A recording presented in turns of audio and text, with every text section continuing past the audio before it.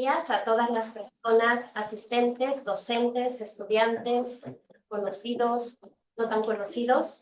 Desde el Departamento de Teología y desde el Vicerrectorado de Investigación, agradecemos encarecidamente su asistencia a este evento que se ha preparado con esmero y con ánimos de contribuir a una lectura de nuestra realidad que recoja seriamente los apuntes de la Biblia, los bíblicos y nuestros contextos. Agradecemos de forma especial al doctor Rafael Aguirre, quien ha aceptado muy gustosamente desde el principio en participar de la presentación de su libro aquí en Lima, desde nuestra Pontificia Universidad Católica del Perú. Asimismo, agradecemos la presencia de nuestros comentaristas, la doctora Veronique Legaros y el doctor Eduardo Aren. La dinámica va a ser la siguiente.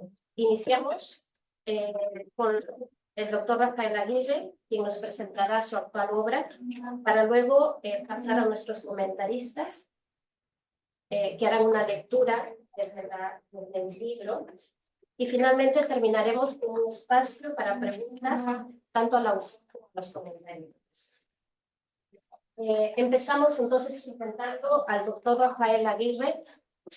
Él es presbítero de la Iglesia Diocesana de Vizcaya, en España. Es biblista y ha sido profesor de Nuevo Testamento en la Universidad de Deusto durante 35 años, en la que actualmente es catedrático emérito. Ha impartido conferencias y cursos en varios países latinoamericanos: Colombia, El Salvador, México, Argentina, Chile, Costa Rica. Ha sido pionero en la utilización en exégesis hispánica de las ciencias sociales. Coordina desde hace muchos años el equipo de Orígenes del Cristianismo, formado por profesores de diversos centros teológicos españoles, que ha publicado varios libros en colaboración. Entre esos libros están Así empezó el cristianismo, Así vivían los primeros cristianos, De Jerusalén a Roma, la marginalidad del cristianismo en los orígenes. Este equipo pretende que el estudio bíblico riguroso no se quede en el ámbito académico, sino que sirva para la transformación social y eclesial. Rafael Aguirre ha sido director de la Asociación Bíblica Española y pertenece a las más prestigiosas asociaciones bíblicas internacionales, como la Sociedad de Literatura Bíblica y la Sociedad de Estudios del Nuevo Testamento. A título personal tiene varios libros, de los que citamos solo dos: La Mesa Compartida, Del Movimiento de Jesús a la Iglesia Cristiana, ensayo de estudios sociológicos del cristianismo primitivo. El último libro que ha publicado es el que vamos a tratar en esta sesión: La utilización política de la Biblia. Esta obra, publicada en la editorial Verbo Divino este año 2024, pretende, con un enfoque serio y documentado, a través de cada uno de sus capítulos, revelar la influencia y vigencia de la Biblia en escenarios como la política estadounidense, el Estado de Israel, el apartheid sudafricano, América Latina y la política de Reino Unido.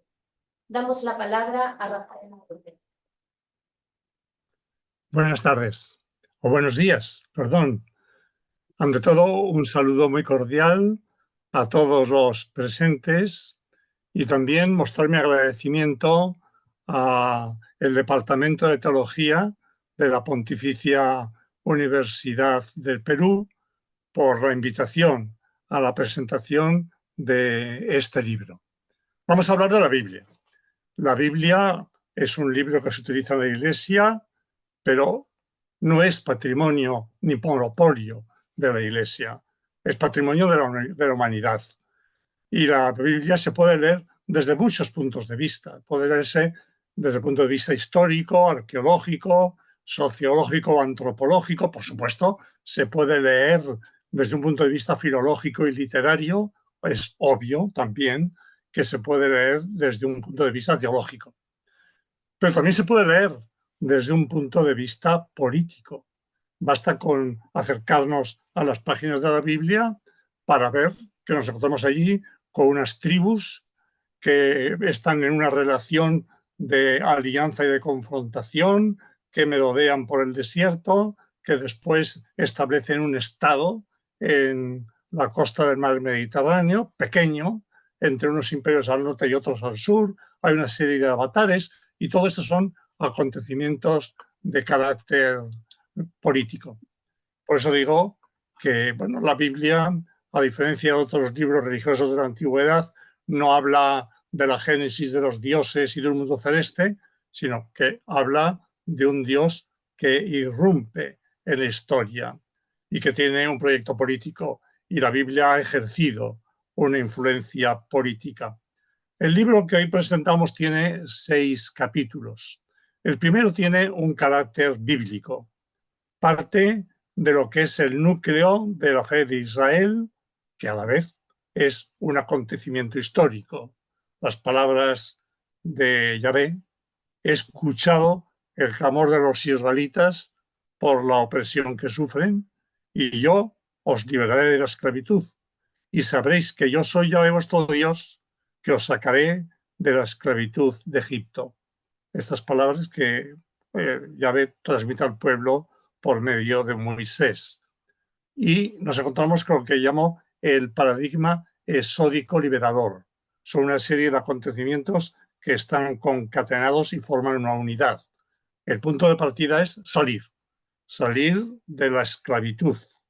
Esto es difícil, pero luego viene el caminar, ponernos en camino, porque buscamos una tierra nueva, una tierra prometida, en la que Yahvé quiere que se practique el derecho y la justicia. Génesis capítulo 19. El caminar para conquistar esta tierra prometida es muy duro. Pasar por un desierto árido, pedregoso, con calores tórridos, con pueblos que se oponen al paso, pero sobre todo hay una resistencia que es la más importante de todas. Son las resistencias que surgen del interior del pueblo mismo. Han interiorizado la esclavitud y les cuesta realmente pagar el precio que exige la libertad. Tienen nostalgia por la seguridad, por la tranquilidad de la cual gozaban cuando eran esclavos. Sienten nostalgia por las cebollas de Egipto, se quejan porque pasan hambre, porque pasan sed. Incluso hay unos movimientos contrarrevolucionarios contra Moisés porque quieren volver atrás, echar marcha atrás y volver otra vez a la esclavitud de Egipto. Y así 40 años. ¿Por qué tanto tiempo? Porque en realidad para ir de Egipto a Palestina, y lo vemos ahora continuamente, bastarían con un par de días, ¿no? Fue 40 años por el desierto. Esos 40 años eran necesarios porque había que educar a aquel pueblo en el amor a la libertad y en la disposición a conquistar la libertad. Así las cosas llegan hasta la frontera de la tierra prometida, pero no entran. Únicamente Moisés, allí en la frontera, sube al monte Nebo, es el final del libro de Deuteronomio, el capítulo 3 y 4, y desde el monte Nebo divisa la tierra prometida, a los pies tiene el oasis maravilloso de Jericó, y llega allí a vislumbrar a lo lejos el mar Mediterráneo, pero no entra en la tierra prometida. Esto es lo que se describe en la Torá, los 5 primeros capítulos de la Biblia, el Pentateuco, lo más sagrado e importante de toda la Biblia. Podríamos preguntarnos, bueno, ¿y por qué no describe la entrada en la tierra prometida? Un texto narrativo que deja el final abierto puede ser un magnífico final, sugerente, deja espacio para la imaginación del lector, pero probablemente hay más. La Torá fue escrita, ¿perdón? La Torá fue escrita en el exilio de Babilonia, del año 585 al año 538, por supuesto, antes de Cristo. Y cuando el pueblo está en el exilio, reflexionan. ¿Por qué estamos en el exilio? ¿Por qué estamos en el destierro? Y caen en la cuenta de que han sido infieles. De que sí, de que entraron en la tierra, pero que no implantaron allí la libertad y la justicia. No cumplieron con su tarea. Sí, conquistaron una tierra, pero no consiguieron implantar la libertad y la justicia. Y entonces interpretan el destierro como que están pagando sus pecados. Y este paradigma exódico liberador se repite continuamente a lo largo de la Biblia. Isaías, al pueblo que está precisamente en el destierro, le dice que ya va a intervenir para otra vez provocar el éxodo, por referencia al éxodo primitivo, al primero.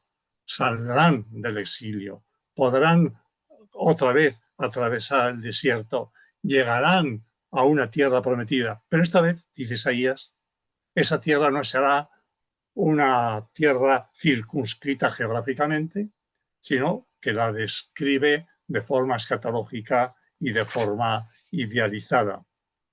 Este esquema, diríamos, exódico liberador, tiene una gran fuerza antropológica y sociológica, y por eso ha sido utilizado por muchos pueblos y por muchos grupos sociales para describir también sus propias peripecias históricas.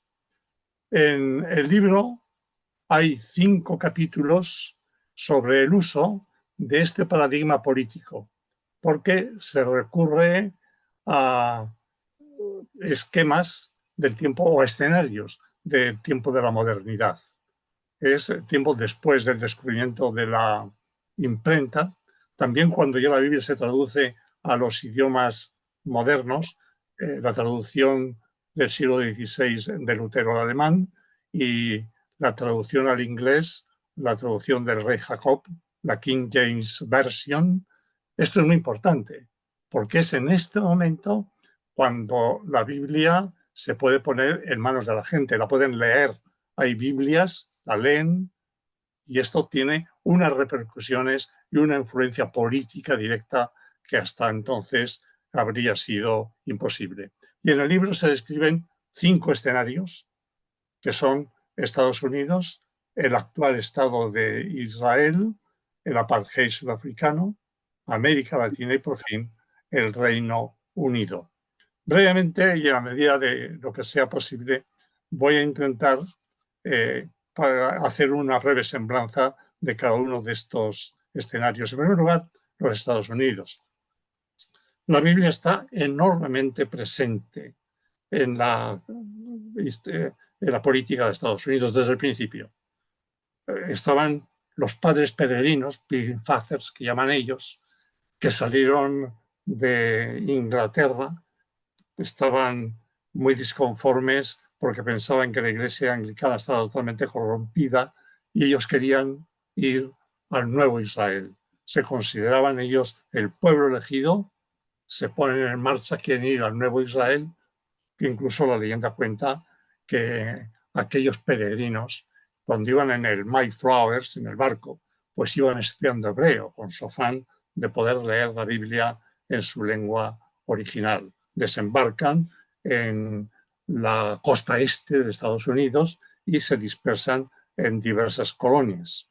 Así las cosas, en el siglo XVIII, 1771, hay varias de estas colonias que se ponen de acuerdo y piensan que tienen que romper los lazos con Inglaterra y constituirse en un Estado independiente. Son los padres fundadores, entre otros Jefferson y Franklin, y recurren a los textos más violentos de la Biblia para la guerra que tienen que emprender. Recurren a textos de Éxodo 14 y 15, donde habla del Dios guerrero, al libro de los jueces, con episodios tales como el de Débora y Sícara, y bueno, se han recopilado más de 17.000 textos que se han encontrado en sermones de aquella época. El uso de la Biblia era muy frecuente. Pero los Estados Unidos no eran el nuevo Israel. Y de esto se dan cuenta sobre todo los afroamericanos. No estamos en el nuevo Israel, sino en el nuevo Egipto. Ellos se sienten realmente esclavos en aquel país y se suscita la guerra civil del año 1861 a 1865 entre los confederados del sur, que eran esclavistas y basan sus posturas en la Biblia, en el Levítico, capítulo 25, Génesis 9, etc. Y, por otra parte, los unionistas del norte, abolicionistas, que también se basan en la Biblia, sobre todo en la Carta a los Romanos, cuando San Pablo pues, pide obediencia a las autoridades establecidas. Podríamos dar un salto y llegamos a la mitad del siglo pasado, 1960, con los movimientos sociales. Y destaca ahí el movimiento social de los negros. Sí, la esclavitud ha sido abolida, pero los negros siguen sufriendo una discriminación y una segregación muy dura. Y entonces hay todo un movimiento social para conseguir la igualdad de los derechos. Y hay una figura descollante que es Martin Luther King. Él es un gran líder religioso y político. Y en el libro se presentan pues, un par de discursos suyos que son realmente emocionantes y espléndidos. Una retórica muy buena, muy brillante, como digo, que está impregnada de referencias y muchas veces de citas incluso de la Biblia. Pueden leer y pueden escuchar en YouTube el magnífico discurso del año 1963 en la escalinata del monumento a Lincoln en Washington, ¿no? Donde era yo tengo un sueño, I have a dream. Y ahí las citas de los profetas son continuas. El sueño, donde todos sean hermanos, donde los blancos y los negros se reconcilien, donde todos tengan los mismos derechos. Yo tengo un sueño. Y hay otro gran discurso, del cual también hay cita en el libro, en 1968, de la víspera de su muerte. Lo pronuncia en Memphis, ciudad a la que había acudido para solidarizarse con unos huelguistas. Y allí, pues, al final del discurso, hace una mención, parece que tiene una especie de iluminación, podríamos decir, a la escena de Moisés cuando desde el monte Nebo ve la tierra prometida. Y él también dice, bueno, quizá yo no vea la libertad, pero no importa, porque esa libertad la vamos a conseguir, gloria a Dios, ¿no? Y efectivamente, al día siguiente, estamos en abril de 1968, un francotirador le mató de un tiro al bueno de Martin Luther King. Luego, sí, en el libro se presentan también la utilización de la Biblia por los presidentes de los Estados Unidos. Habría que destacar pues, a Ronald Reagan, que bueno, declaró al año 1963 el año de la Biblia. Él coincidió además con Margaret Thatcher, fueron contemporáneos. Entonces, los dos utilizaban mucho la Biblia. Margaret Thatcher con un conocimiento muy profundo, tenía unos grandes conocimientos teológicos y bíblicos, pero lo utiliza en la Guerra Fría desde un punto de vista socialmente conservador, pero realmente de una manera muy beligerante. Es el momento también en que surgen los telepredicadores evangélicos. Habría que destacar los dos nombres de Jerry Favell y Pat Robertson. Ellos, utilizando la televisión, tienen un recurso continuo a la Biblia para combatir las tendencias secularistas de los años 60, para reivindicar los valores tradicionales, también quieren combatir los cambios sociales. Son posturas más bien conservadoras que además tienen una gran difusión e incluso se exportan sobre todo a América Latina. Podríamos hablar de Bush, que recurre también a la Biblia, es un cristiano renacido. Para justificar la invasión de Irak recurre a la Biblia y dando un salto, por llegar a los tiempos más recientes, podríamos hablar del presidente Trump, Su gran apoyo han sido los grupos evangélicos, entendido por tales no a los protestantes de las iglesias tradicionales, sino a otros grupos mucho más fundamentalistas, ¿no? Organizó en la Casa Blanca unas sesiones semanales de estudio bíblico con un pastor protestante, Drollinger, que fundó una asociación para, decía él, crear discípulos de Jesucristo en la arena política de todo el mundo. Y también así se explica el que Trump trasladase la embajada de Estados Unidos en Israel de Tel Aviv a Jerusalén. Esto lo hizo para complacer a los evangélicos fundamentalistas. Pero hay que tener en cuenta que, contra lo que a veces se piensa, los sectores judíos norteamericanos no estaban a favor de Trump. Votaron mayoritariamente en contra de Trump. El gran apoyo fueron los cristianos evangélicos que, basados en la Biblia, apoyaron a Trump. Y ahora, curiosamente, cuando se está preparando la nueva campaña electoral, Trump ha hecho una edición de la Biblia que vende por $60 para recaudar fondos para su campaña, y enarbolando la Biblia como un arma política de propaganda electoral. Podríamos ahora decir dos palabras sobre el estado actual de Israel. Este es un tema de enorme actualidad y además suscita discusiones a veces muy apasionadas. Voy a hacer una presentación enormemente sintética.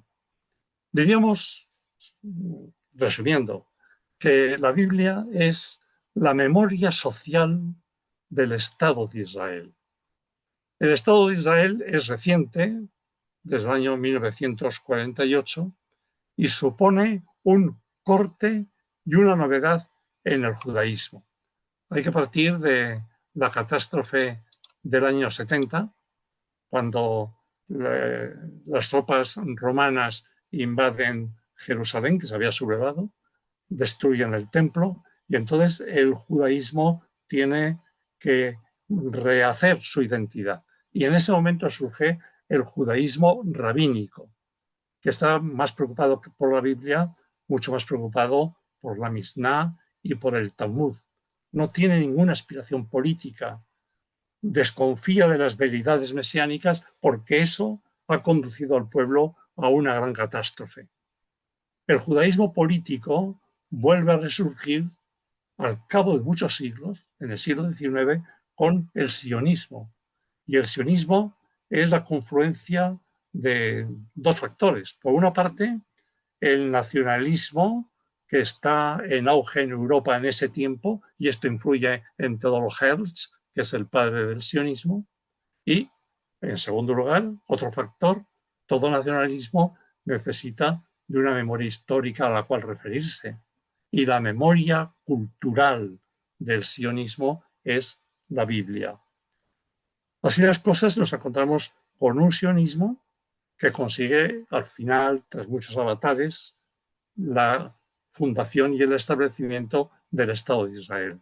El sionismo en estos momentos es laico, por supuesto, izquierdista, laborista, incluso a veces marxista, muy de izquierdas, y así lo eran todos los sionistas. Había una pequeña minoría, dirigido por Jabotinsky, con otra orientación, también laica, pero eran liberales, defensores del capitalismo y con una actitud mucho más dura con los árabes. Pensaban que, bueno, pues si queremos establecer Estado en aquella tierra, tenemos que expulsar o exterminar a todos los árabes. Y esto lo dice con toda claridad este sector.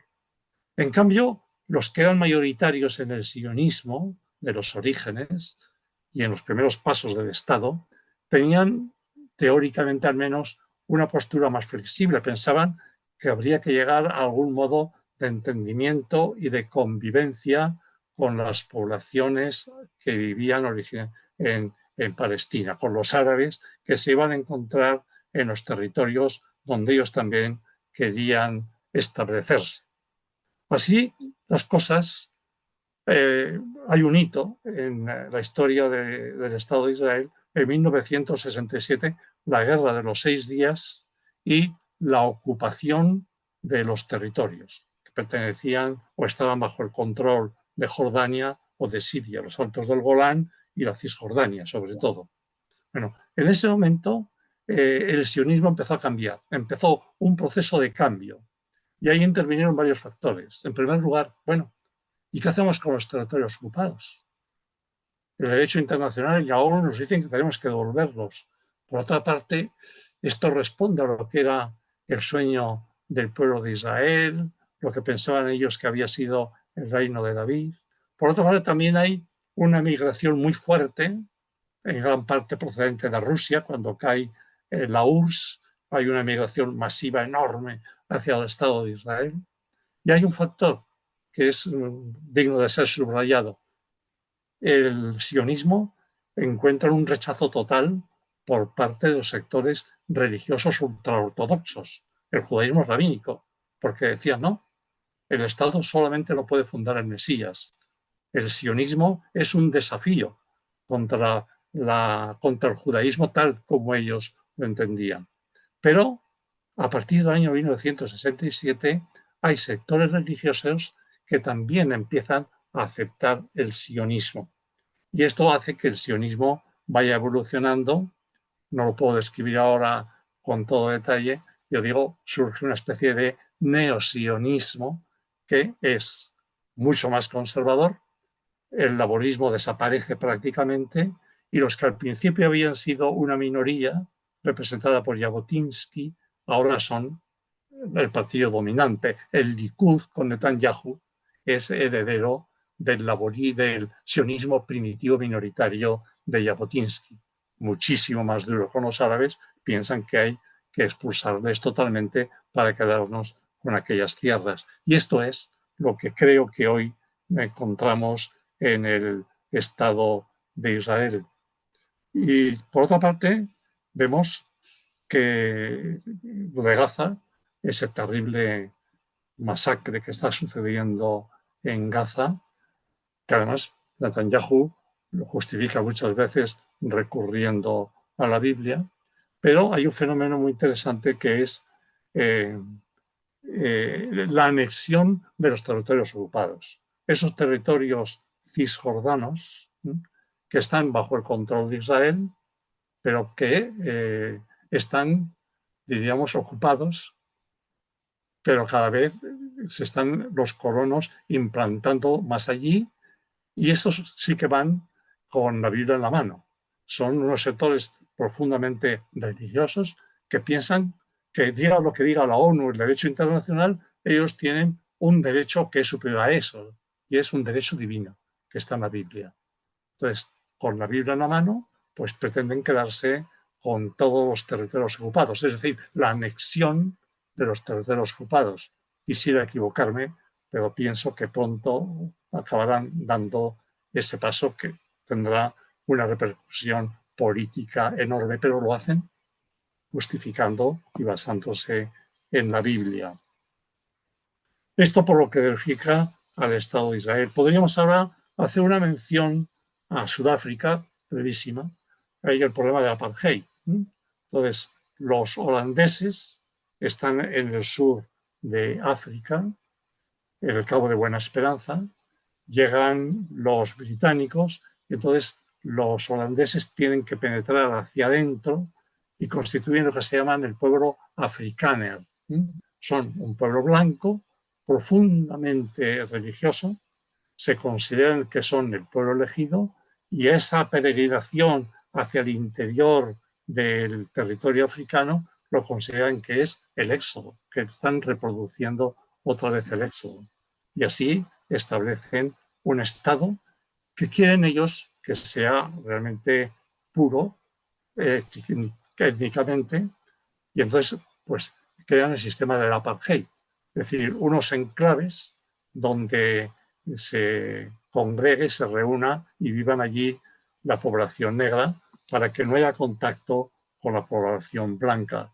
Evidentemente se trata de un sistema discriminatorio. Lo curioso del caso, no lo podemos explicar ahora por menudo es que toda esta discusión política se hace en términos teológicos y en términos bíblicos. Utilizan continuamente la Biblia para defender la política del apartheid y, naturalmente, los que combaten el apartheid también se basan en la Biblia. Pero aún en el año 1974, la Iglesia Reformada Holandesa que estaba en Sudáfrica defendía el apartheid, que no fue desechado hasta el año 1986 por la Iglesia holandesa. Pasemos a América Latina. Es una realidad compleja, rica, muy plural. Son 17 países. Yo hago una presentación de la situación, con un poco de pudor, porque creo que ustedes pueden conocer de esto pues muchísimo más que yo. Yo tengo que recurrir además a una presentación muy esquemática y es muy posible que no haya puesto el acento en los acontecimientos más importantes o que haya tenido omisiones de envergadura que ustedes mucho mejor que yo pues pueden detectar. Lo que sí creo que se puede decir es que América Latina es el continente de la Biblia. En primer lugar, por el número enorme de Biblias que se difunden y se están difundiendo continuamente. Hay 26 traducciones al español de la Biblia que corren por América Latina y 12 traducciones al portugués. Bueno, se podrían dar cifras, por ejemplo, la Biblia latinoamericana, pues se distribuyeron 60 millones de Biblias de 1965 al año 2005 y creo que sigue difundiéndose con la misma intensidad. Entre todas las ediciones, la Biblia latinoamericana parece que es la más aceptada o la que más se difunde porque es económica y porque tiene un lenguaje sencillo que la gente entiende muy bien. Es curioso que la Biblia se haya leído tanto en América Latina, porque en los países del sur de Europa, Italia y en España, se ha leído mucho menos. Quizá el que tuviesen que reunirse los cristianos sin clero, sin cura, ¿no? Pues facilitaba el que recurriesen a la Biblia, que leyesen la Biblia con un catequista, dialogando entre ellos, pero el caso es que realmente había una lectura de la Biblia muy, muy frecuente, muy asidua. Se ha utilizado de diversas maneras. Yo quiero en primer lugar destacar lo que se llama la lectura popular de la Biblia, que se realizaba sobre todo en el seno de comunidades eclesiales de base. Había un gran afán por la gente más sencilla de leer el texto, de penetrar, y lo hacían con sencillez, pero con seriedad. Quizá una característica, pienso, es que hacían una lectura contextual. Cuando leen el texto se preguntaban, bueno, ¿y este texto qué significaba para aquella comunidad? Y la gente discurría y después decían, bueno, ¿y qué significa para nosotros? Es decir, iban a la Biblia a partir de preocupaciones vitales y después de la lectura de la Biblia querían iluminar estas situaciones vitales. Y caían en la cuenta de que la Biblia no quiere proporcionarnos tanto conocimientos teóricos. La Biblia lo que quiere es transformar la vida, lo que se llama la conversión. La lectura de la Biblia lleva a una transformación social y personal. Tiene, por tanto, una dimensión política. Y está muy en relación con la teología de la liberación. Probablemente hay que decir que la teología de la liberación surge de la lectura popular de la Biblia y, desde luego, la favorece. Es interesante observar que el libro de Gustavo Gutiérrez sobre la teología de la liberación de 1972, que es pionero, pues tiene una primera parte en que habla precisamente del Éxodo, de la tradición del Éxodo. Y luego esta lectura popular de la Biblia y la teología de la liberación ha sido muy sensibles a algunos temas, sobre todo al Jesús histórico, al reino de Dios. A lo que Jesús pretende no es instaurar la Iglesia, sino instaurar y hacer crecer el reinado de Dios, y además con una preferencia por los pobres y por la gente más desvalida y más necesitada. Todo esto tiene o lleva a un compromiso político basado en la Biblia. Yo creo que hubo una generosidad enorme. También ahora, viendo las cosas con cierta perspectiva, pues podemos descubrir quizá errores y hasta excesos. La Biblia, el caso es que se veía como un libro peligroso. Todos recordamos el informe de Rockefeller, en que, bueno, pues dirigiéndose a la autoridad norteamericana, haciendo un diagnóstico de la situación de un continente muy convulso, como era Latinoamérica, pues dice, bueno, hay que tener mucho cuidado con la teología de la liberación y con estos grupos cristianos, porque pues, son peligrosos y pueden ser subversivos, ¿no? Yo, estando en El Salvador, veía a veces que los fines de semana nos reuníamos, venían los grupos para hacer la lectura de la Biblia y traían la Biblia envuelta en trapos o en papeles allí, porque un retén militar les podía hacer un control y, bueno, pues querían, la Biblia era un libro de subversivos, peligroso, y había que disimularlo, ¿no? En la actualidad, ese tipo de lectura de la Biblia pues está estancada o incluso parece que disminuye. Hoy se encuentra en auge grupos evangélicos de tipo pentecostal que realizan una lectura fundamentalista de la Biblia. En un primer momento, estos grupos, bueno, pues eran más bien espiritualistas, alentaban motivos de la religiosidad popular, incluso pues ofrecían una cierta garantía porque pues, no provocaban conflictos políticos. Pero hay un momento, y muy influenciados por lo que sucedía con los grupos fundamentalistas de Estados Unidos, en que, diríamos, desembarcan en la arena política con posturas muy conservadoras. Entonces nos encontramos con estos grupos evangélicos que no tienen nada que ver con las grandes iglesias protestantes tradicionales, luteranas, metodistas, ¿no? Son, diríamos, iglesias autóctonas. Hay emprendedores eclesiales que fundan sus propias comunidades. La más famosa, quizá, porque son muchísimas, es la Iglesia Universal del Reino de Dios, con el obispo Edir Macedo, y no profesan la teología de la liberación, obviamente, sino algo que es muy diferente, la teología de la prosperidad. Pocas palabras. Esa teología lo que viene a decir es que el dinero, la riqueza, la salud, la belleza física es el signo de la bendición divina y la pobreza es un signo de la maldición. Entonces, bueno, pues dar mucho dinero, ser generoso y contribuir a la comunidad y a la iglesia, pues es un deber primordial. Y si al pastor le va bien y tiene un buen carro y puede incluso tener un avión particular, bueno, pues esto quiere decir que está bendecido por Dios. Citan mucho el texto del Evangelio de Marcos, que voy a leer. Nadie que haya dejado casa, hermanos, hermanas, madre, padre, hijo o hacienda por mí, por el Evangelio, quedará sin recibir el 100 por 1 ahora, al presente, casa, hermanos, hermanas, madre, hijos y hacienda, con persecuciones, y en el mundo venidero la vida eterna.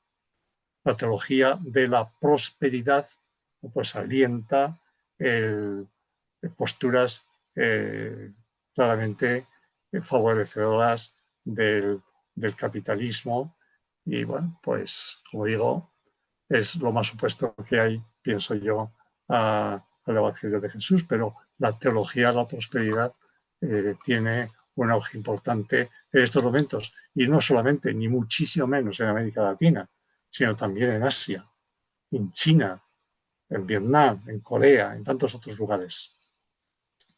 Y así llegamos al último capítulo del libro, que habla del Reino Unido.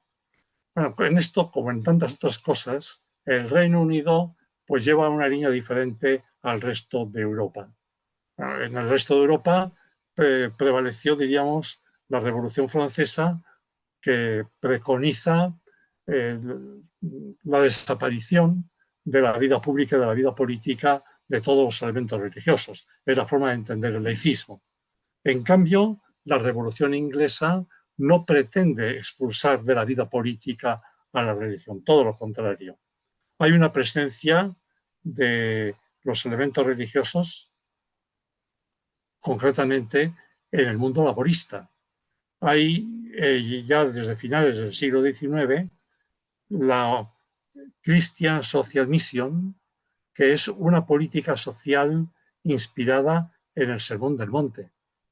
Y el primer presidente del Partido Laborista fue un socialista cristiano, minero, un orador brillante, Keir Hardie, que preguntaba: debemos responder a esta pregunta del Sermón del Monte. ¿A quién adoramos nosotros? ¿A Dios o al dinero?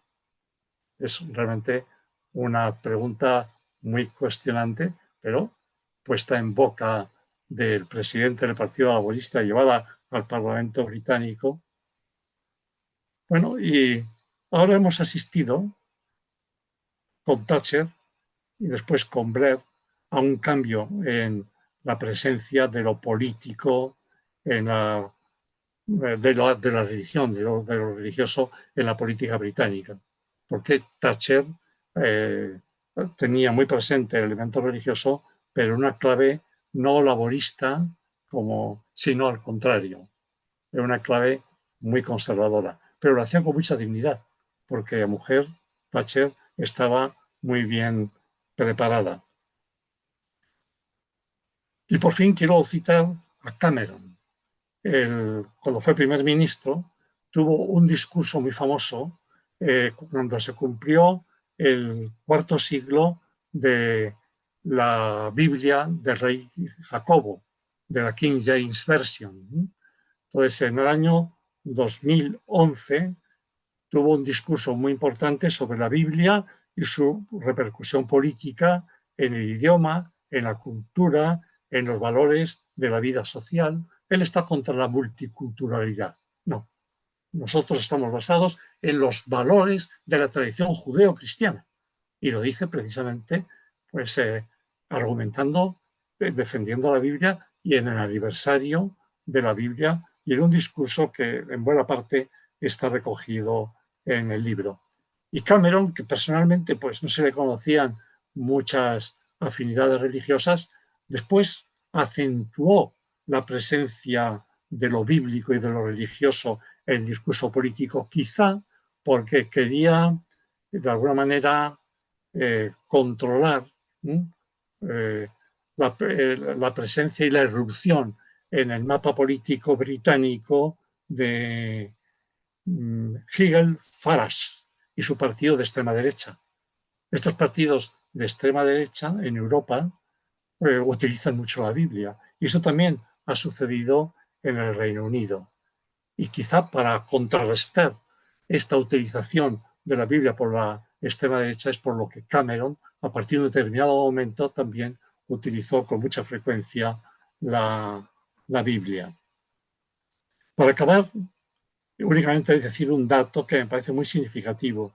En el Parlamento británico, en Westminster, del año 2011 al año 2016, hay 46 referencias a la parábola del buen samaritano, y las referencias a Jesús son innumerables al Evangelio, algo así como más de 170 y tantas. Bueno, este dato pues se encuentra en el Parlamento británico, pero sería prácticamente imposible encontrarlo en otro Parlamento europeo, sobre todo en los parlamentos del sur de Europa. Esto para hablar de la influencia de la Biblia en la política. Queda mucho campo abierto para discutir. Vamos a ver qué dicen mis compañeros ponentes y luego podemos dialogar.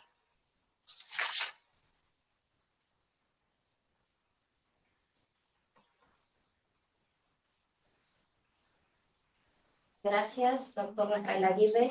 Vamos a pasar rápidamente a los comentaristas. Empezamos con la doctora Veronique Lecaros. Están pasando la posta. Ella es profesora e investigadora en el Departamento de Teología de la Pontificia Universidad Católica del Perú. Actualmente se desempeña como jefa encargada del departamento. Es doctora en Teología por la Universidad de Estrasburgo, doctora en Historia del Arte por la Escuela de Altos Estudios en Ciencias Sociales de París. Asimismo, es máster en Filosofía por las universidades de la Sorbona y de Stanford. Su campo de expertise se centra en los fenómenos religiosos en el Perú, con un especial enfoque en la Iglesia Católica, los abusos en entornos eclesiales, las comunidades religiosas, la secularización y la conversión religiosa a las iglesias evangélicas.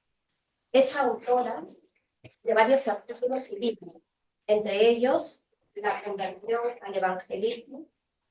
También es autora y editora de Abuse in the Latin American Church. En 2019 ha sido Intervisiting Professor en la Universidad de Stanford. En el Arzobispado de Lima, la doctora Veronique Lecaros preside la comisión de escucha que atiende a las víctimas de abusos en entornos eclesiales. La escuchamos. Bueno, muchas gracias, Rafael, por esta presentación. No sé si sabes, pero quisiéramos tener el libro, pero desafortunadamente en Lima no lo hemos podido conseguir. O sea, estamos pirateando, estamos... Bueno, en todo caso, es un gran honor haber sido invitada a presentar una de tus obras más estimulantes y más de actualidad. Muchas gracias a mi querida colega Paula Polo, quien ha tenido la dicha de estudiar su doctorado en Deusto y de trabajar con los eminentes profesores de este claustro al cual perteneció y todavía pertenece Rafael Aguirre. Me siento también muy honrada de sentarme en esta mesa con mi querido y respetado amigo, brillante, excelente y además mi párroco, esto es lo principal, Eduardo Arrez. Bueno, al final del siglo XIX, antes de las guerras mundiales, se pensaba que el progreso de las ciencias y de las técnicas, la religión se volvería pronto una reliquia del pasado. No fue así. El mundo se ha vuelto curiosamente religioso. El empleado se ha vuelto en vez de ser quedado, porque a menudo se tratan de religiones que han dejado de lado costumbres y tradiciones para centrarse en los textos sagrados, como lo ha mostrado Olivier Roy. Furiosamente, basta mirar cómo las religiones pueden envenenar y justificar guerras y conflictos. El libro de Rafael Aguirre nos introduce en el análisis de la presencia de los textos bíblicos en varias regiones. Ya lo hemos visto, hemos dado la vuelta, no sé si decir al mundo occidental, sí, digamos, de esta manera. Entonces no voy a volver a hablar de esto. Los procesos de utilización son muy diversos. Rafael presenta varios, pero no puede, y esto quisiera insistir, me pareció que es lo que resaltaba la lectura, no puede haber exhaustividad, porque estos procesos son muy creativos y según las necesidades de justificación de otras cambian. Un ejemplo de creatividad que menciona Rafael hoy día en su presentación ha pasado muy rápidamente, pero me parece muy interesante por la creatividad, es la atribución al expresidente de Estados Unidos, Donald Trump, del título de Mesías por los cristianos pastores evangélicos. Por siglos, entre los cristianos, el título ha sido la exclusividad de Jesús Cristo, Precisamente Cristo es Mesías en griego. Los pastores norteamericanos han recurrido a un sentido de Mesías muy acotado en el Antiguo Testamento. Rafael nos da la referencia a Isaías, el 45:1 y 45:4. Mesías en estos casos significa el ungido de Dios, pero en el sentido del escogido por Dios para salvar a su pueblo. La Biblia aplica el término al emperador persa Ciro, que no adoraba, por supuesto, al Dios de Israel, pero quien permitió que los israelitas regresen a sus tierras y, como la forma central en la Biblia, suban a Jerusalén. Entonces, su vecino. Que yo sepa, en el ámbito cristiano se trata de una innovación en la manera de utilizar el título Mesías. Hacer de Donald Trump Mesías tiene varias implicaciones. Por una parte, obviamente, se trata de una invitación a votar por él, a apoyarlo, olvidándose de sus cualidades personales. Ciro no era un parangón de virtudes. Donald Trump no ha pretendido serlo tampoco. En otras palabras, las virtudes personales del Mesías no importan, porque él está guiado por Dios en sus decisiones salvíficas para el pueblo. Por otra parte, este título se entronca con la perspectiva escatológica de muchos evangelios. El texto se lee de manera fundamentalista.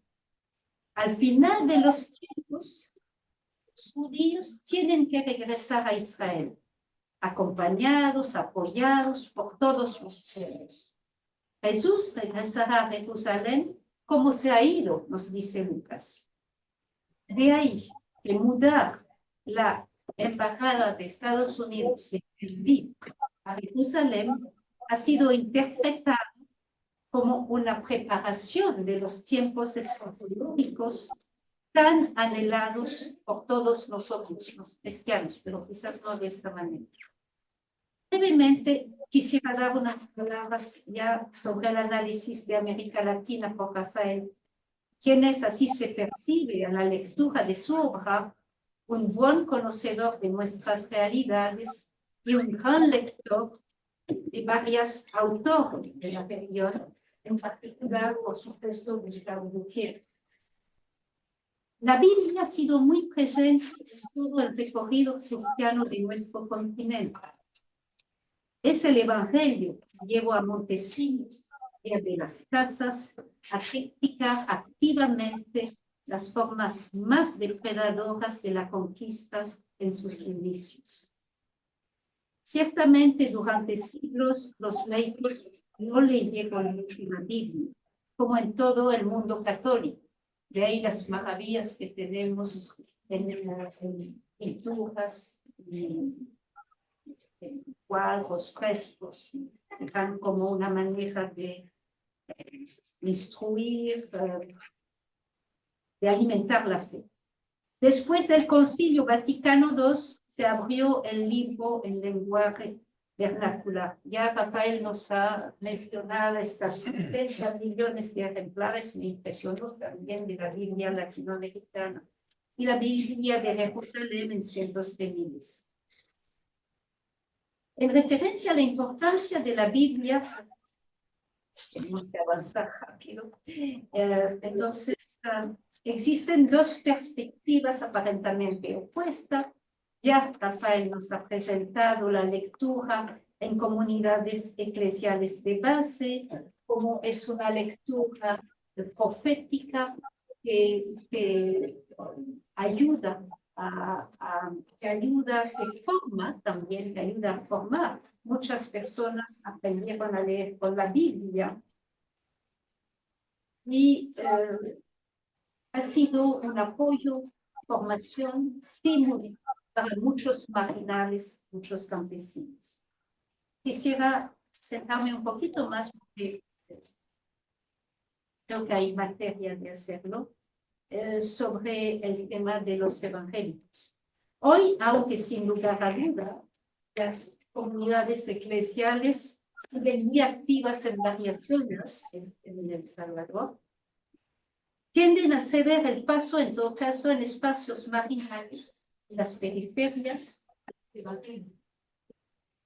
Dicho sea de paso, ahí hay una confusión en el vocabulario, decimos evangélicos, pero no tienen nada que ver con los evangélicos de Estados Unidos, o tienen influencias, pero en la realidad aquí la gran mayoría está influenciado por los pentecostales, neopentecostales, de Fonseca, ha hecho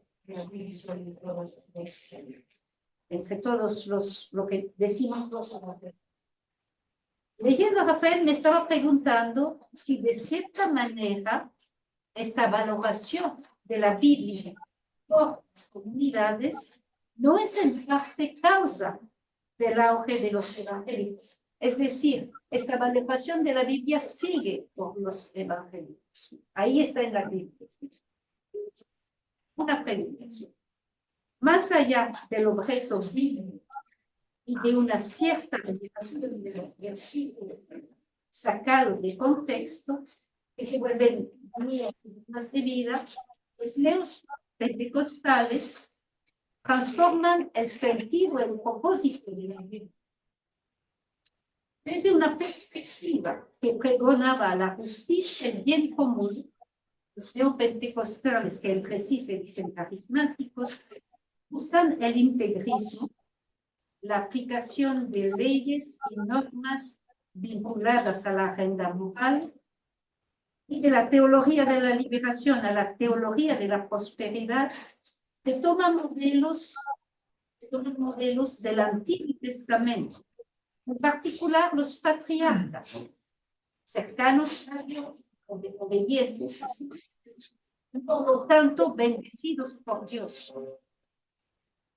Solamente para recapitular una historia que tiene que ver con esta idea de bendición por Dios. Al final de la historia de Job, el final de la historia de Job es muy revelador. Después de la prueba, bendecido por Dios, miles de animales, 14,000 ovejas, 6,000 camellos, 1,000 pajes de bueyes, igual de asnos, 7 hijos, que expresa lo completo, y 3 hijas. Siempre es mejor tener más hijos. Y por supuesto, las hijas eran muy buenas. Pero Job era tan rico que hasta pudo dejar herencia a sus hijas. Se ofrece entonces una esperanza de bienestar individual. Obviamente impacta a personas que viven en la precariedad. Por supuesto, nadie se hace ahí sobre los demás y el medio ambiente, nuestra casa común, nuestra tierra, que puede padecer de ciertas locuras así. Yo creo que Rafael no sabe que existen misas de actividad también, como esto ha influenciado a algunos católicos. La fórmula decíamos, bueno, voy a terminar ahí, el tiempo pasado, agradecer por un libro que estimula la reflexión en un entorno que se ha vuelto afortunadamente de Dios. Muchas gracias, Rafael, por comentarnos.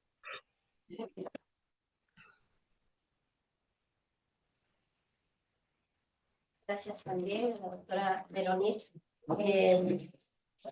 El doctor Eduardo Arens prefiere que lo presenten como un amigo, pero lo que no se dice no se visibiliza. Así que le vamos a presentar. Él es sacerdote católico de la Sociedad de María. Realizó sus estudios de Biblia en la Universidad de Friburgo y su posgrado en la prestigiosa Escuela Bíblica y Arqueológica Francesa en Jerusalén.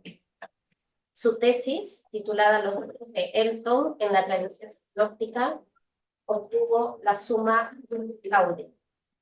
Ha enseñado Sagrada Escritura en la Facultad de Teología y en el ISER Juan 23, ambos aquí en Lima, y ha tenido tiempos sabáticos en la Universidad de Tubinga, en Alemania.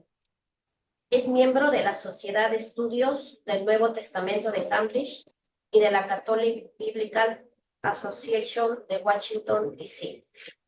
Desde 1917 es miembro de la Asociación Civil Integridad, que lucha contra la corrupción.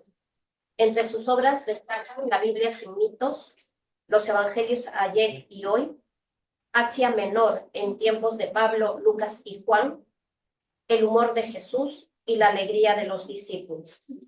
Han sido llamados a la libertad, Carta a los Gálatas, Apocalipsis, la fuerza de la esperanza y hasta que la muerte los separe, el divorcio según el Nuevo Testamento. Actualmente reside en la parroquia Santa María Reina en Lima, Perú. Le escuchamos.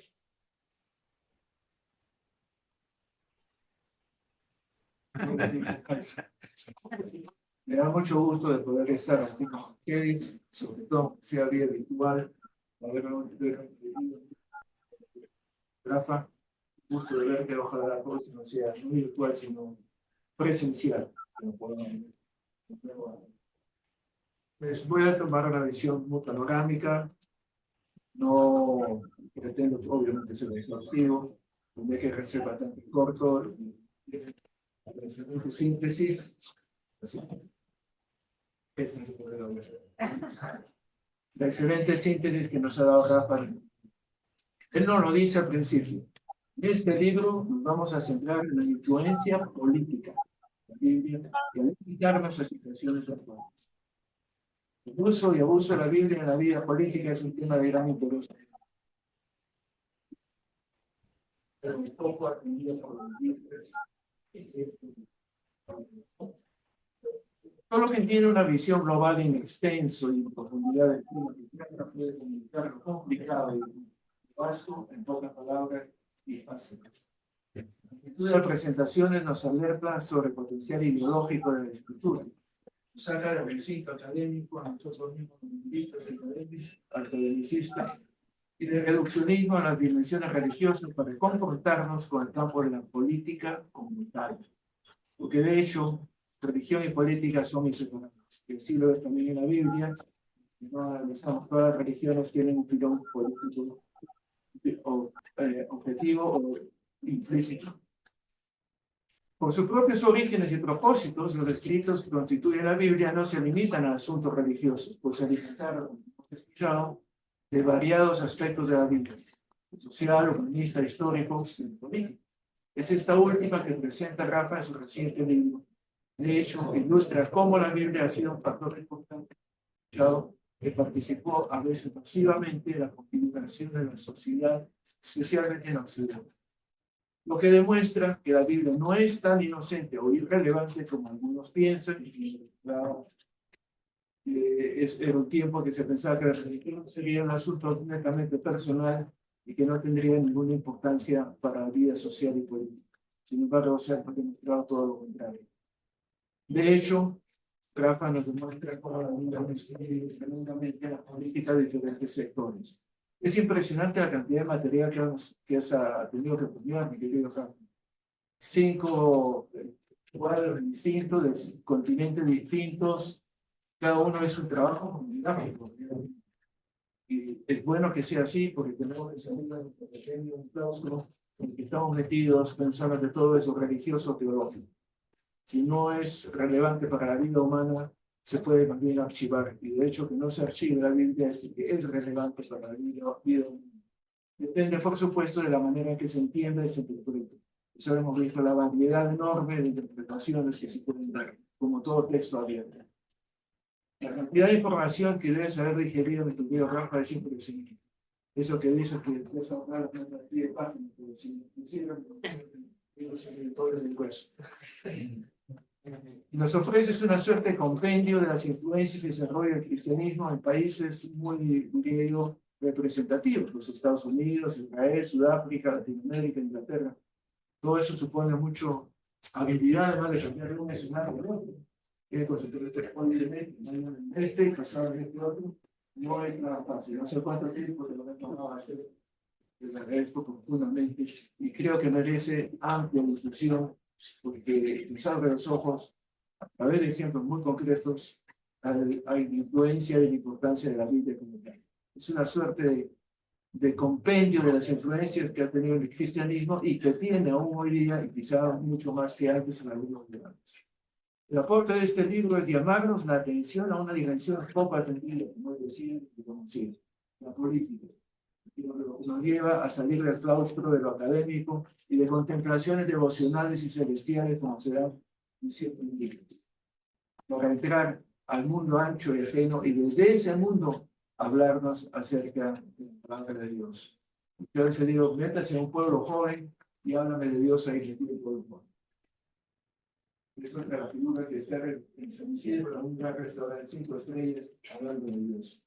Es la teología de la liberación, no es la teología de la prosperidad. Este libro explícitamente nos alerta sobre el peligro de la trampa del fundamentalismo, que ambos han mencionado. Me cae a pelo porque yo estoy trabajando el tema hace varios años y que creo que también, como el libro de Rafa, que nos ha abierto los ojos a la política, necesitamos abrir los ojos al peligro del fundamentalismo. Nos está llevando a polarizaciones y enfrentamientos que no tienen otro fundamento que ideologías que quieren imponerse a rajatabla con esquemas trasnochados. Pensemos en la apartheid, pensemos en personajes como Reagan, Trump, el nazismo, el movimiento liberacionista, el sionismo, el problema palestino. Es tantísimo cómo ha influido la Biblia en ellos y aprovecho una nota a pie de página. Rafa, tú eres el primero que expuso que hace una definición. Antisemitismo es un término que deberíamos cuidarnos de usar. Porque usar a veces antisionista, antiimperialista, pero no antisemita, porque te iba de encuentro a todos. Y gracias por esa aclaración. Por un lado, Rafa pone en evidencia a través de la cantidad de culturas y momentos históricos que se detienen el hecho de que los mismos textos pueden ser leídos de manera diferente, interpretadas según los prejuicios y conveniencias. Eso evidencia de por sí la actualidad de los textos bíblicos, a pesar del tiempo transcurrido. Lo triste es que se ignoran los contextos culturales y políticos del momento y se trasladan hoy haciendo un salto de la rocha de 20 siglos, como si hubiera sido escrito ayer en castellano para nosotros en Lima, Perú. El de Rafa es un libro expositivo. Expone en forma narrativa, muy amena y agradable, agradabilísima, y yo he disfrutado, lo confieso, de forma narrativa los manejos de la Biblia en el campo de la política. Expone, no discute ni polemiza, ni aprueba ni desaprueba, ocasionalmente es inevitable, pero simplemente expone y el lector sacará sus conclusiones. Se limita además a los últimos siglos para llevarnos incluso hasta el 2023, porque hay una nota que Mauricio comentaba, por ir al frente del libro, apareció el problema del conflicto en Gaza, después tenemos de por medio de Ucrania también. Notorio es entre nosotros la influencia, los impulsos y tomas de conciencia en América Latina, donde la Biblia coadyuvó a la toma de conciencia de las injusticias sociales imperantes y fue configurando comunidades de base teniendo la Biblia como referente decisivo. Y eso también salió al paso del marxismo con una propuesta diferente sobre el mismo problema de la injusticia, pero no en términos de la violencia, cosa que no se reconoció a tiempo. La teología de la liberación ya mencionada es profundamente bíblica. El éxodo es, por supuesto, el paradigma de fondo, no podía ser de otra forma, no podía haber mencionado otros, pero es profundamente bíblico y llama la atención que no se dieron cuenta y se dedicaron a atacar la teología de la liberación como una especie de teología marxista. Que dirías, no bien entiendo que lo diga alguien de la teología de la prosperidad, de los grupos más fundamentalistas. Pero cierto que lea atentamente, es profundamente bíblico. El círculo de tradicionalistas católicos, ignorando la Biblia o con lecturas e interpretaciones selectivas, se fundaron movimientos fundamentalistas agresivos y violentos, y lo podemos ver hasta el día de hoy, basta leer las noticias en sus reacciones al Papa Francisco. Se sale a reducir fácilmente. O medios de comunicación como IWTN, o Perú Wilas, o ASI Prensa, por mencionar unos tantos. Los movimientos no los menciono porque ya ustedes se imaginan cuáles son. En iglesias evangélicas se invoca la Biblia para tomar partido por Israel, por ejemplo, y justificar sus apropiaciones del territorio palestino. Escucho con frecuencia Radio Pacífico, Radio Luz y Radio Integridad, que escucho con cierta frecuencia para tener una idea de cómo piensan y mueven las cosas y las fichas ellos. ¿Cuál es su agenda?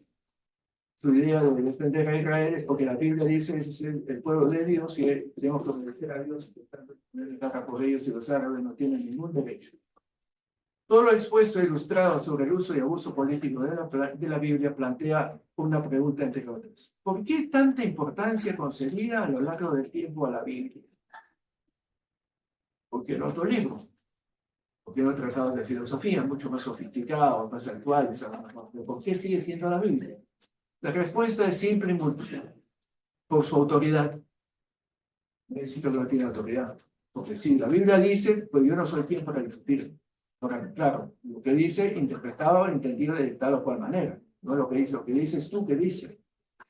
Para judeocristianos, la autoridad suprema es Dios. Si Dios es autor, se acabó la discusión.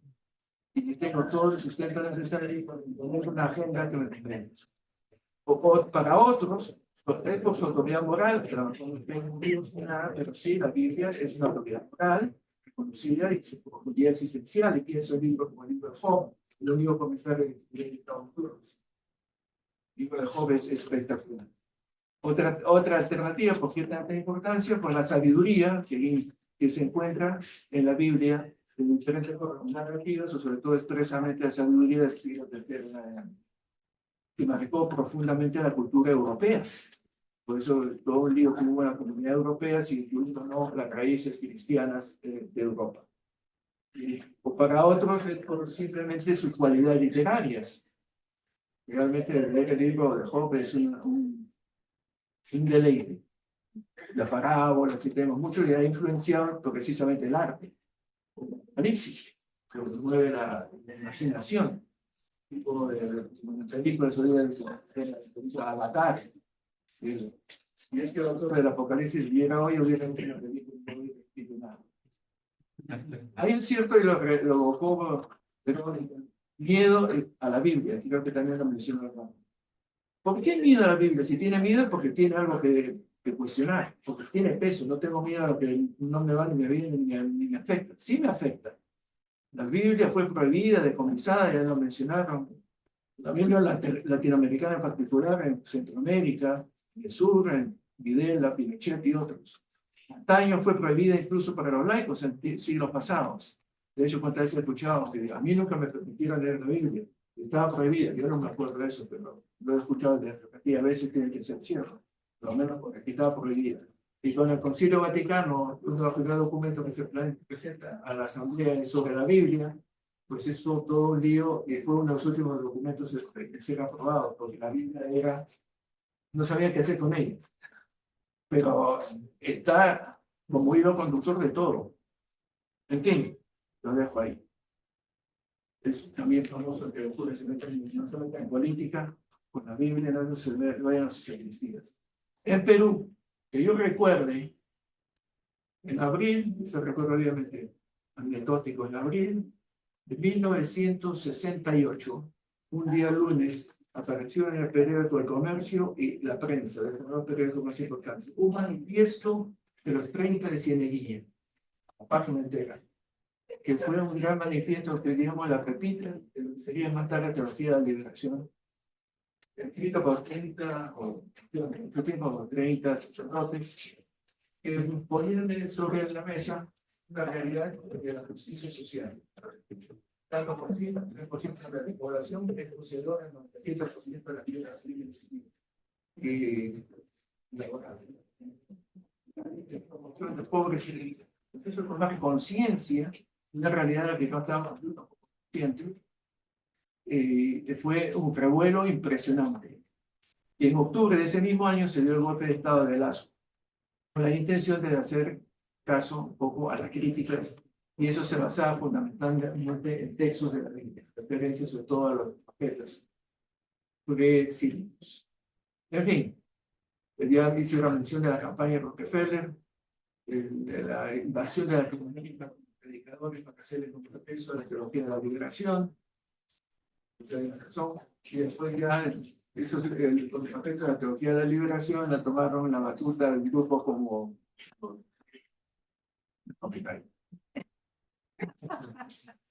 los sodalices.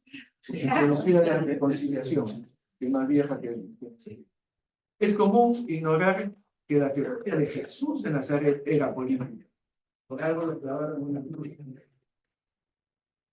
Lo que presentaba afectaba el orden de esa sociedad, poniendo por delante a los pobres, poniendo por delante el servicio, poniendo por delante el perdón, poniendo la solidaridad de las personas, no cómo ir al cielo, sino cómo hacer el cielo realidad en este mundo.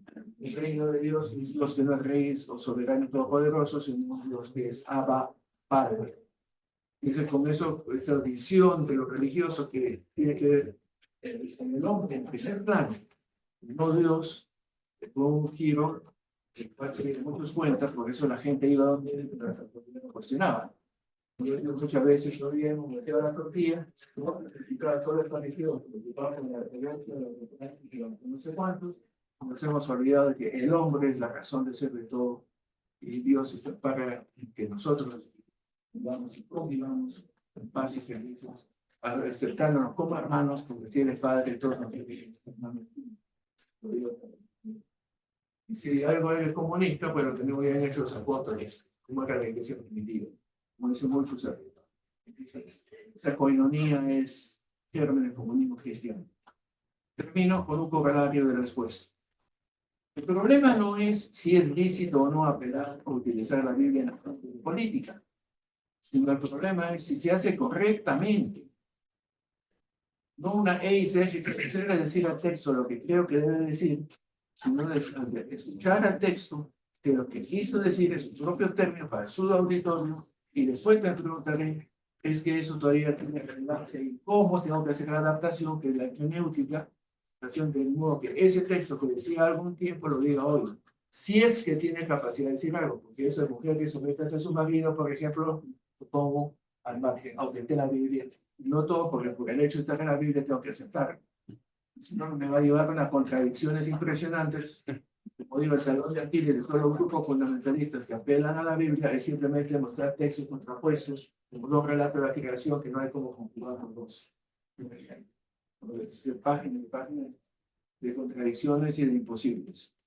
En fin, también han sido unos movimientos como tradición, familia, propiedad, el gato del evangelio, como se dice, evangelio de ley, es decir, unas lecturas cristianas, como noticias.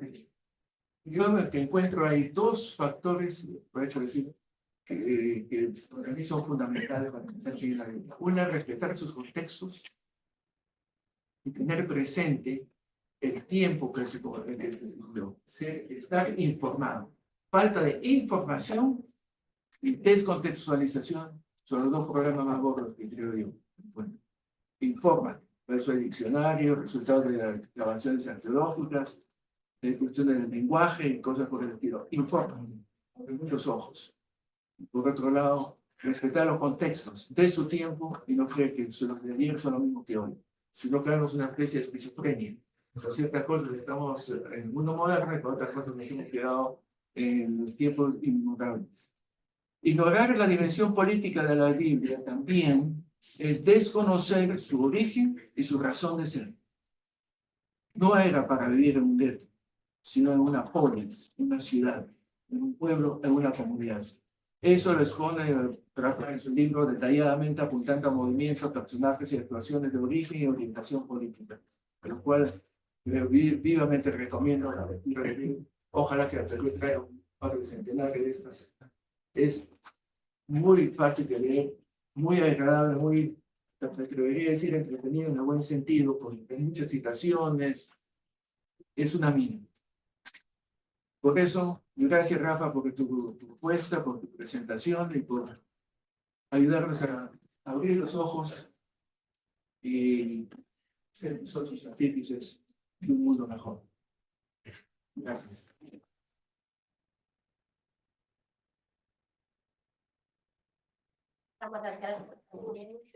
Doctor Eduardo Arens. Pasamos a un espacio, quizás por los tiempos que hemos tenido dificultades con lo tecnológico, tenemos menos tiempo, pero no queremos irnos sin dar este espacio para preguntas, quizás reafirmar algo, tanto a Rafael Aguirre como a los comentarios.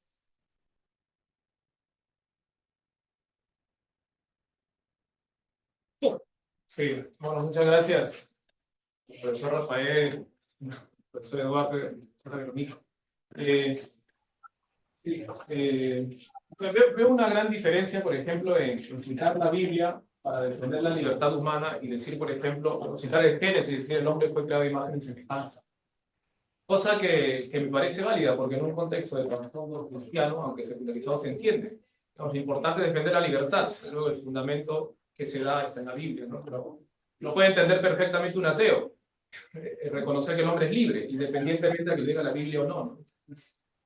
Pero otra cosa muy distinta de usar la Biblia para, digamos, usar ya no las verdades de la Biblia, sino la autoridad de la Biblia, ¿no? Como por ejemplo, me parece algo en el caso de Trump que han mencionado, en que no se dice o no se hace alusión a lo que dice la Biblia, sino a la autoridad, simplemente que tiene como libro revelado, ¿no?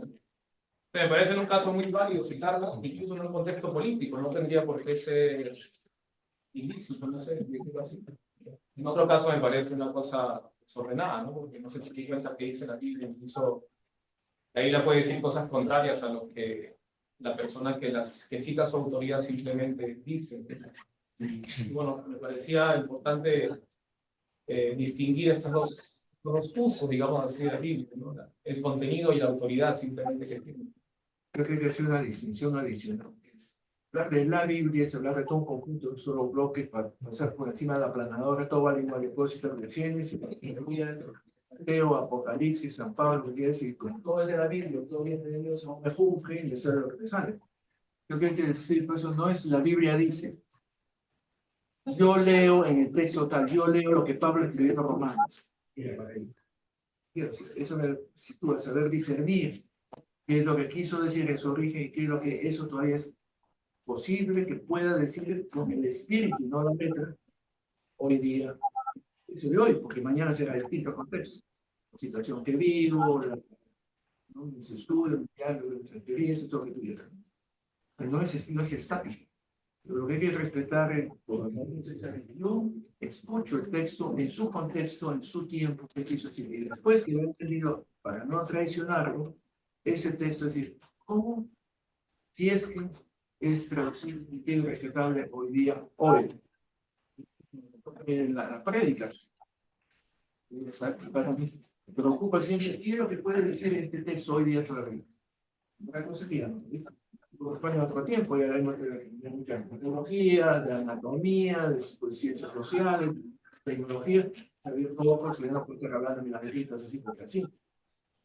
La hermenéutica que entra después en segundo plano es ir al texto y después del texto.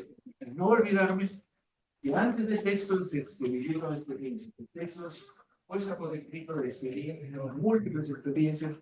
¿Por qué lo digo? Porque entonces tengo un texto que a lo mejor no calce con otro. No calce con otro. Pues, sin embargo, los dos están en la Biblia.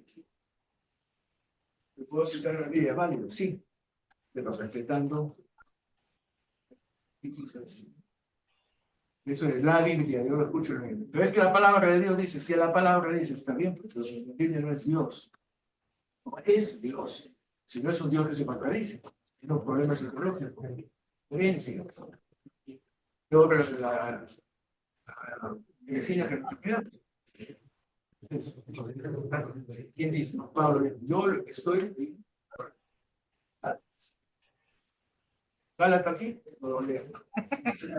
Si lo leemos, ¿por qué? Porque la creencia que hay detrás, que palpita, todavía tiene algo.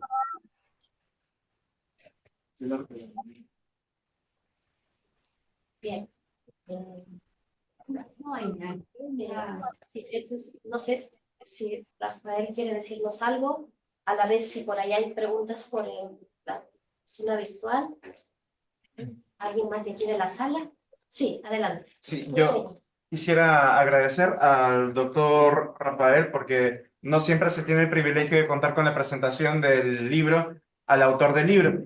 Y quería preguntar si, ya que hablaron de Israel y que el libro habla del uso de la Biblia en el actual Estado de Israel, tanto del sionismo y del neosionismo, quería preguntar por la mirada de la teología de la liberación palestina, ya que la Iglesia Anglicana en Palestina se ha convertido en cuna de la propuesta de una teología de la liberación que responde a su contexto palestino. Quería saber si en el libro se explora también esta mirada, este uso de la Biblia del lado palestino. Es una curiosidad. Sí, respondo. Sí, ¿Puedo responder? sí, te escuchamos. Sí, bueno, ya, efectivamente, en el libro se habla de la teología palestina. Pues concretamente hay un canónigo de la Catedral Anglicana de Jerusalén. Los anglicanos tienen una cierta presencia. Bueno, pues que ha elaborado una cierta teología cristiana, palestina, pero vamos, yo creo que es una tarea pues muy incipiente y con poco eco. Entre otras cosas, porque la comunidad cristiana cada vez está más disminuida, más reducida, con menos capacidad de poder hablar. Los anglicanos mantienen ahí una cierta presencia y efectivamente, pues sí ha hecho una teología. Eh, ha sido muy ayudado por Desmond Tutu, el arzobispo de Sudáfrica, que visitó con frecuencia, también el anglicano, visitó con frecuencia Palestina, porque encontraba una similitud entre los batustanes de Sudáfrica, que eran unos enclaves que hacían los afrikaners, los holandeses, para allí tener metidos a los negros. Y yo encontraba un paralelismo con los llamados territorios palestinos, que son unos enclaves aislados que han hecho, bueno, pues para tener allí a los palestinos, ¿no? Pues, y veía que era una situación pues similar y profundamente injusta. Bueno, entonces ha habido algún cierto intento, pero no ha ido más allá, creo yo. Bien.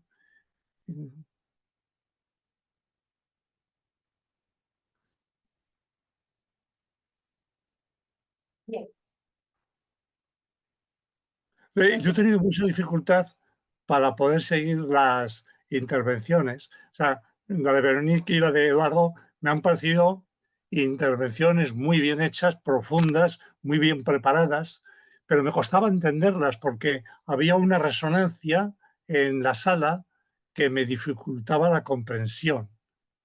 Bueno, y lo lamento porque sí podría darme cuenta de que eran intervenciones muy pensadas, profundas y que aportaban mucho. Y me da pena no haber podido entablar un diálogo más profundo con ellos, pero he tenido unas dificultades por la resonancia que realmente eran insuperables, ¿no? Pero hay una cosa que sí quiero. Los sectores fundamentalistas que han declarado a veces a Trump el Mesías, realmente pues es una cosa absolutamente paranoica, ¿no? Pero yo recuerdo que en las elecciones en Israel en el año 1977, pues fue un gran enfrentamiento entre la derecha y la izquierda israelíes. Entonces, la derecha israelí defendía al Likud con Begin y el lema era Begin Melech Israel, que quiere decir Begin, rey de Israel. Y decir rey de Israel es proclamarle Mesías. Era la reivindicación del mesianismo.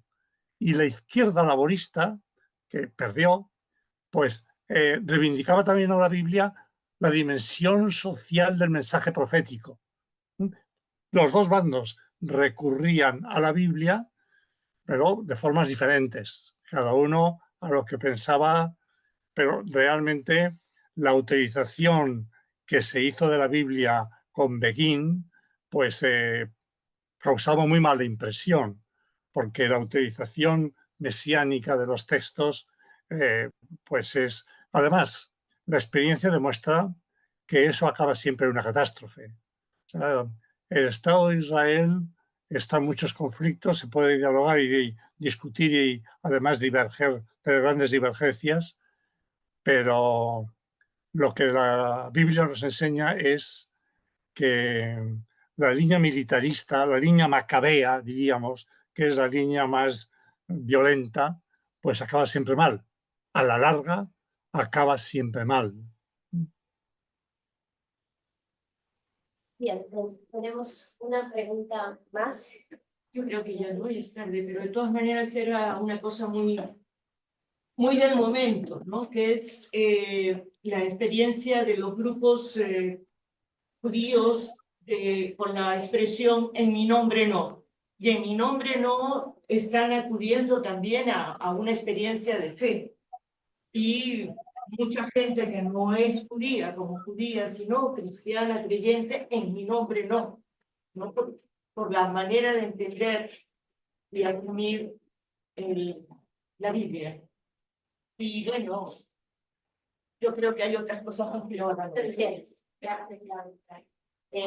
Tenemos una pregunta virtual y con esto cerramos este tiempo. De todos modos, mientras nos ven la pregunta, nos la pasan. Procuraremos, Rafael, de pasarte la grabación para que puedas escucharla de manera sincrónica. ¿Bien? Muchísimas gracias. Lo que me gustaría mucho es tener las intervenciones de los dos ponentes que no he podido percibir. O sea, el eco me impedía entender unos textos que sí percibía que eran unos textos profundos, importantes y que me interesaría mucho poder leer. Bien.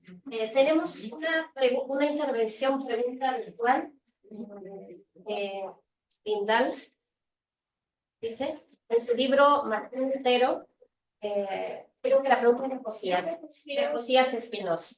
Dice que Lindal Roper, en su libro Martín Lutero, Renegado y Profeta, explica que cuando Martín Lutero tradujo la Biblia al alemán, los príncipes alemanes usaron la Biblia alemana para decir que en la Biblia nos manda poner impuestos a los granos, por lo tanto pusieron impuestos a los granos, iniciando el rompimiento entre los campesinos y los príncipes alemanes. Creo que la utilización de la Biblia de forma abyecta lo han realizado todas las religiones, católicos, protestantes, pentecostales y neopentecostales. ¿Cuál es su opinión? Sí. Bueno, Eduardo puede responder. Es cierto, correcto. Efectivamente, y añado a eso una realidad aquí en Perú, nosotros, en cierta parte. Toda la discusión sobre la teoría de género, la cuestión de los homosexuales, profundamente anclada y referida a la Biblia. La Biblia condena la homosexualidad, LGTQ y todo esto es referente a la Biblia, esa es su autoridad. Y la Biblia nunca habla de homosexualidad porque este ni siquiera existía.